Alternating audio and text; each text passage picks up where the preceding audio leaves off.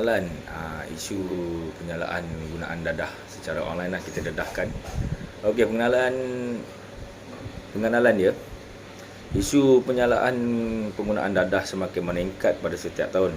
Peningkatan sangat ketara dan telah membimbangkan banyak pihak sehingga ia telah meluti kehidupan seharian masyarakat di negara kita. Penggunaan dadah jenis sabu dalam masyarakat anak muda atau remaja kini menjadi kelaziman dalam kehidupan seharian mereka. Penyalahgunaan dadah jenis sabu ini, metapetamin, secara saintifik telah meluas dengan mensasarkan golongan generasi muda. Faktor ini mempengaruhi seseorang dalam penggunaan dadah. Kita perlu mengambil langkah-langkah mengurang masalah di kalangan masyarakat remaja muda kini. Kesan daripada penggunaan dadah ini juga menyebabkan peningkatan kadar jenayah yang meningkat, menjejaskan kesihatan serta kerutuhan institusi keluarga dan dalam kehidupan.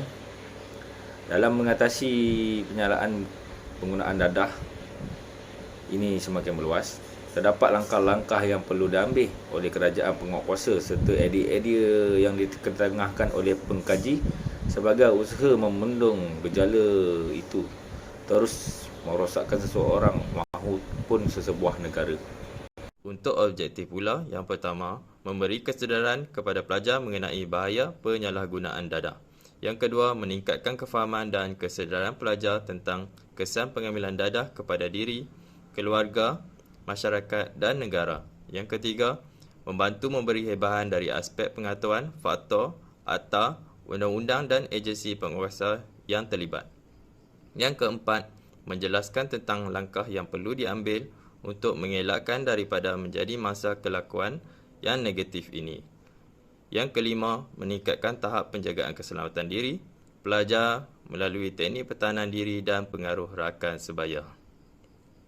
Assalamualaikum dan salam sejahtera. Untuk matlamat program ini, yang pertama, menyediakan kaedah penerangan penyampaian mesej dan pemasaran sosial kepada pelajar secara umum dan berfokus. Yang kedua, membentuk dan mendapatkan sokongan pelajar untuk sama-sama bangkit memerangi dadah.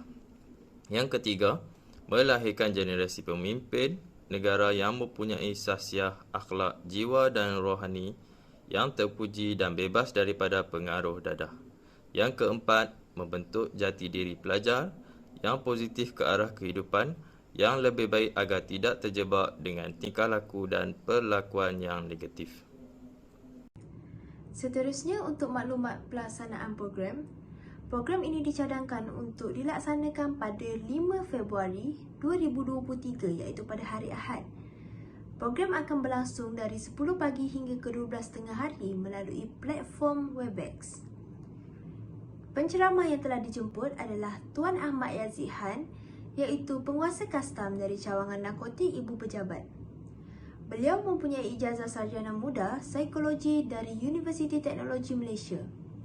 Antara pengalaman beliau adalah menyediakan latihan dan program motivasi mengenai pengaruh dadah, membuat ceramah kesedaran di SMK Nilai Impian dan membuat kempen anti dadah peringkat kebangsaan. Assalamualaikum warahmatullahi wabarakatuh. Saya Ashraf Izzul Ali bin Zulkifli, nombor matrik 289015. Kumpulan sasaran dan bilangan penyertaan. Bilangan peserta program seminar ini terlihat kepada 100 orang pendaftaran awal sahaja. Kami mensasarkan peserta ini di kalangan murid tahun 1 hingga tahun 6 dan semua kaki tangan sekolah.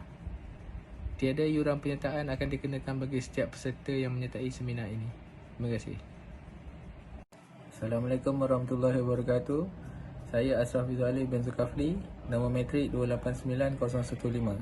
Sumbangan penyertaan. Dalam memastikan seminar ini berjalan lancar, Jawatan Kuasa Program telah menyediakan sedikit sumbangan berupa e-kupon kedai alat tulis bernilai RM5 yang boleh digunakan di mana-mana kedai alat tulis yang didaftarkan untuk semua peserta yang menyertai seminar ini. Terima kasih. Ahli Jawatankuasa Induk bagi program webinar Bual Bicara Kesedaran Pengaruh Dadah di kalangan remaja terdiri adalah seperti berikut.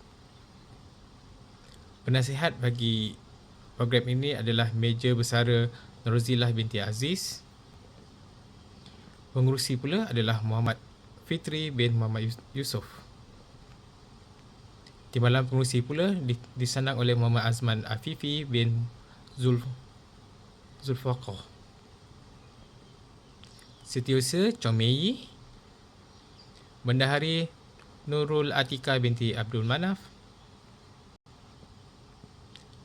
Ahli jawatankuasa lain pula dibantu oleh Nur Ashikin binti Bazli dan Asraf Fazwalif binti Zulkafli serta Aris bin Razali.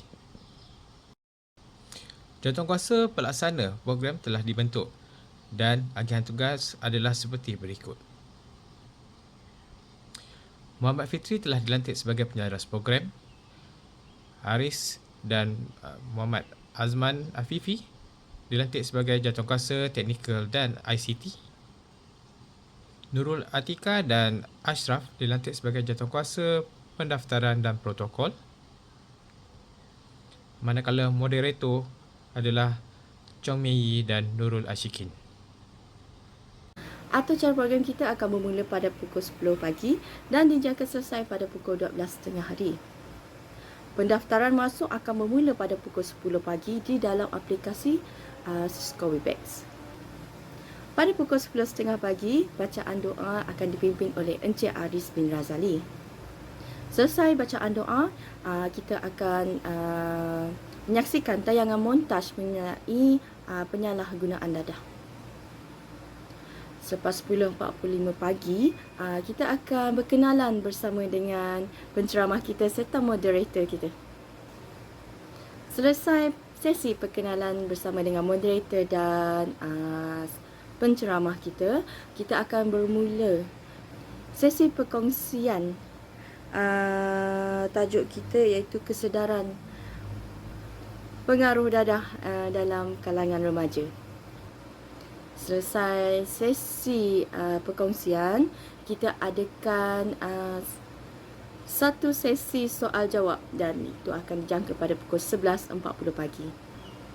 Selesai sesi soal jawab, majlis akan bersurai pada pukul 12.30 hari. Sekian daripada bahagian saya mengenai atur cara program.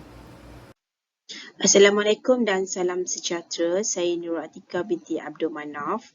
Ini merupakan anggaran pembelanjaan bagi program ini yang di mana ianya berjumlah RM1,500